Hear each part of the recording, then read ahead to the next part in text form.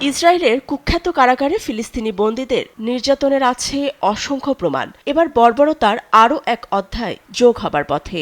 কঠোর নির্যাতনের জন্য প্রস্তুত হচ্ছে ভয়াবহ এক কারাগার। ইসরায়েলের উগ্রপন্থী হিসেবে পরিচিত জাতীয় নিরাপত্তা মন্ত্রী ইতামার বেন গাভির তিনি প্রস্তাব করেছেন নতুন কারাগার স্থাপনের, যেখানে চারপাশে থাকবে কুমির। ইসরায়েলি সংবাদ মাধ্যম চ্যানেল 13 তার এমন বক্তব্য প্রচার করেছে। কুমির বেষ্টিত আটক কেন্দ্রে রাখা হবে ফিলিস্তিনিদের, যেন তারা পালিয়ে যেতে না পারেন। কারাগার পরিষেবার প্রধান কমিশনার কবি ইয়াকুবের সঙ্গে গেল সপ্তাহে বৈঠকে এমন জঘন্য প্রস্তাব রাখেন ইসরায়েলের এক কট্টর বিতর্কিত মন্ত্রী। কারাগারের স্থান হিসেবে প্রস্তাব করা হয়েছে উত্তর ইসরায়েলে সিরিয়ার দখলকৃত গোলান উপত্যকার কাছে হামাত গাদের এলাকায়, যেখানে আছে একটি চিড়িয়াখানা।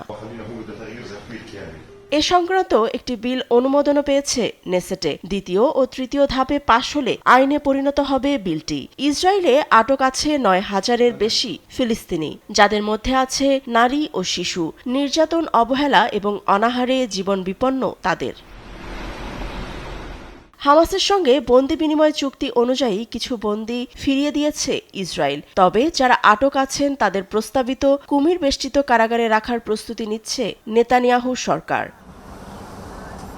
ফাতেমা তাসনিম, নিউজ ডেস্ক, দেশ টিভি।